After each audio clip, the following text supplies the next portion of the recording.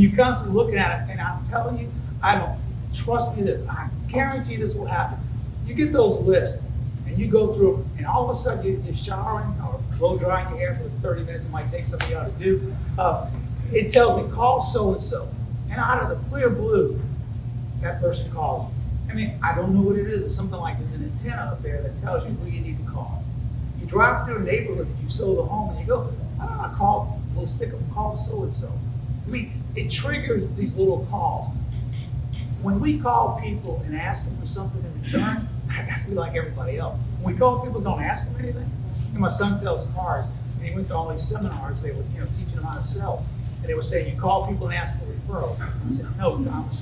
When you call these people, you call them 3 days, 30, 60. You need to figure out how to connect your garage door. This or that. You ask them those questions. Do not ask for a referral. So he said, I told our sales manager. He goes, no, you asked for referrals. I said, no. Those people are going to come to you because you asked them. If you asked them for something in return, that was the reason you called them. You don't get any points for it because we're in a point system. So always, what should I do? My answer is, which of the choices will give you the most points? And typically, it's the one we don't want to do. I don't want to call that person. I'm going to email. No, if you don't want to call them, and you'd rather email, you should be calling them. Just this morning, a little guy was giving him some, going through them, and he said, man, I think that's wrong. And I go, being from Louisiana, I'm a little slow. You're absolutely right. I dropped the ball on that one. And then he laughed. I mean, admitting you made a mistake, everybody does. I mean, they do. And then you make a joke out of it. Like I said, go home, drink a little wine, smoke a little weed. I mean, all the time. I mean, I tell that to our staff people all the time because it ain't that important. Life goes on. It's like going to the doctor and you scare the shots. You worry about getting those shots so much when you get the shot. That was all. You go to bed at night, how am I going to talk to these people? Heck, pick up the phone, call them, get it over with, you can sleep that night. It's never as bad as we think. We make it a lot worse. It's like when you call the people and you tell them, well, we got a problem. Well, what do you think? You just told them there's a problem. You call them and say, look, let me tell you an issue. How can we solve this? And they'll tell you how to solve it.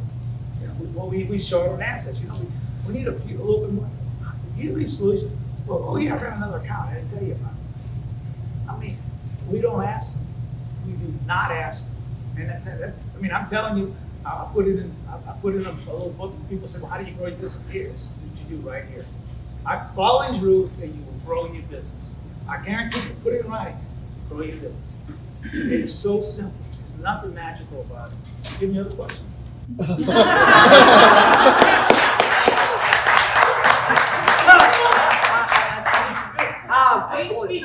I know, that does not well.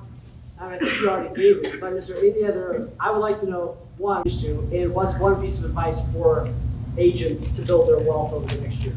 Build their wealth?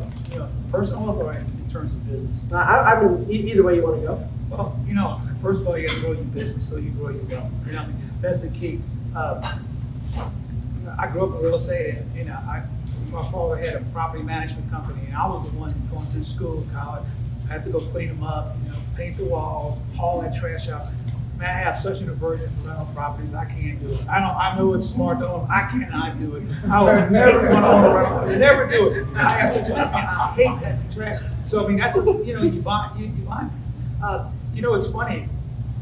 When I got into work, I always wanted to write books and stuff. And everybody that I would meet on a loan application, I would ask them where they went to school. What did their parents do for a living? How did you accumulate these assets? The most common way people develop assets is auto debiting out of their pay stub check every day. There's people, I look at people and they've earned $60,000 a year and they got several $100,000 in assets. You have other people who make $800,000 a year and they're living off of credit cards. What they've done is they always take a portion of their check, they put it aside, and they never touch it. And that's, it's so simple. All of us can do that. So that's one thing. But you grow in your business, when people can't afford a home, it's not because they don't have the income. They don't have the asset, they don't have the income. They don't have any reserves. Because, people spend everything they make. I don't care what income level you are, what I always hear, I don't know where my money goes. I mean, people always say, well, can you prove these people? Show me somebody's credit report, and I can tell you if they get that loan. Because I look at the distribution of their debts. Is it revolving debts?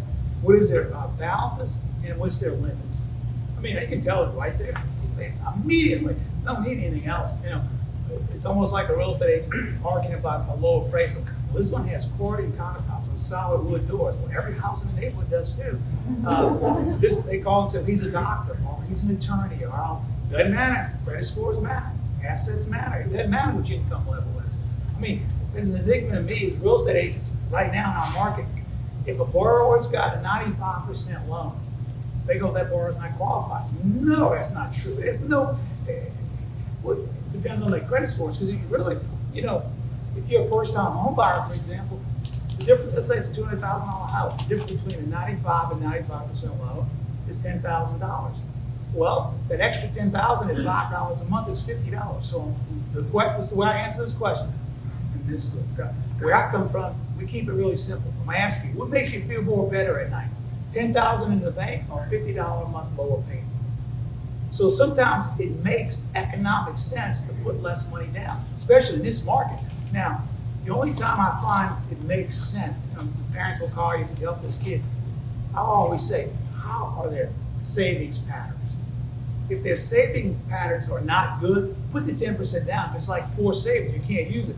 But if their saving patterns are good, it doesn't make sense to put more money down, especially in this market.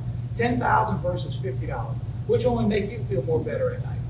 So really the questions you'd be asking, have you checked their credit scores? Did you verify their income? And did you verify their assets? I mean, that's the key. You don't separate them by LTV. You separate them by those three things. I mean, the game that's going on right now, we see it every day. You want to be a cash buyer. What do? They write a cash contract. Right? And after the contract's accepted, they call us and go, I want to get a loan. So what is the seller going to do? I just accepted it. I lost it. Okay, we'll give you that loan. And now they want a 10-day option period. Everybody uses the option period to get the appraisal done and get the loan approved. So that's the game they play. So when they ask us, let's just, you might get another party upset. Or they negotiate on repairs, drag it out a little bit. So a cash sale is not always a cash sale. I mean, I used to say in real estate, what's the difference between someone, offering, they give you $10,000 more versus $10,000 less, but you got to wait a little bit longer than 10. All it is closing time. Would you get 10,000 more to wait an extra 15 days? Yeah, I would. So what happens is we apply concepts of our mind and our limits that aren't really applicable in today's world. Because the game is write the offer for cash and come back and get a loan. It happens all the time. We know it. What you should do is get them pre before they start looking at a house. We tell all of them, if you're not going to pay over this price, you're not going to get the house. What you need to do is get your loan fully approved, all the credit, income, and assets. So when that listing agent, when we say, ask the listing agent to call us, and we'll tell them, we're restricted by law what we can put in those forms, those letters. Those pre-approval letters aren't worth the paper they're written on unless you ask them, have you verified their income, have you verified their assets, and do you know their credit scores? If they tell you yes, you can count on it. That's a good loan. It's a good loan.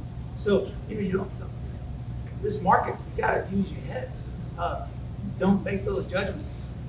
High LTV, loan to value is not a good loan. That's not always true. You stop thinking about it. Today, it's easy to get a kid come out of law school, get them a 95 or a 97% loan. That's easy than trying to do a loan with someone who's been self-employed for 20 years. Go figure that out. The kid, you don't even know who's going to like the job. He's got no reserve. Here's a man who's been doing it for 20 years. He's like me, too old to go do anything else, and he's got reserves. Common sense. That's when Washington gets involved. It just doesn't make sense. Does anybody have any questions? Once you start asking me about business, man, I don't stop. It is all business. Where in Louisiana are you from? New Orleans. My wife's from Morgan City. Morgan's well, we're well educated. We have high school degrees and GEDs. Morgan City, 8th grade. Well, she went to UNO though. She's a privateer. All right, we got time for one. What do you got? How do you rate that cash offer? Well, what they're doing is they're lying. They're saying a cash offer, and they're lying, and they're coming back after. And what they do is if for some reason the listing agent or the seller says, I'm not going to go with it, But that doesn't happen, because what happens is the seller's now got his house under contract, and he didn't want to just put it back on. He's irritated that he was lied to. So that, I always say be honest with the people, but in this market, it's forcing people to be dishonest. It's forcing them to be dishonest. It's like saying with appraisals, that, people, they're eliminating the appraisal contingency on it. What they do is, they call us, can you get that appraisal done in 10 days? And they're using the property inspection period. If it comes in too low, they're going to walk, But, if you think about it today, buyers today are more informed about value than probably ever before, because they've submitted 8 contracts. So, what happens is you're paying $125,000 more than his house. Well, you have a history of looking at 8 other houses submitting offers relative to that 125. You go, this is the best I've seen, I'm going to take it. They're very well informed, very well. Awesome. All right, I wish. You think the market's gonna take a breath? I think it's taking a breath right now, because I think the borrowers is going to, price is going to, and they don't know what's coming up. Interest rates from December 13th to like mid-January rose almost a full percentage point.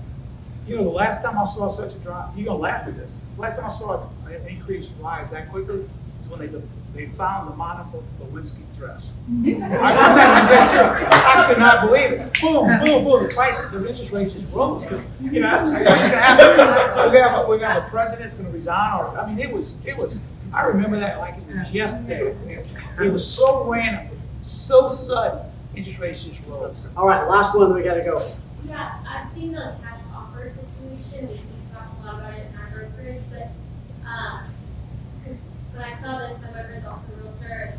They actually accepted an offer for their seller with all cash, and then they did the whole thing, and the deal blew up. Are people actually showing proof of funds for those, or just being dismissed? Sitting.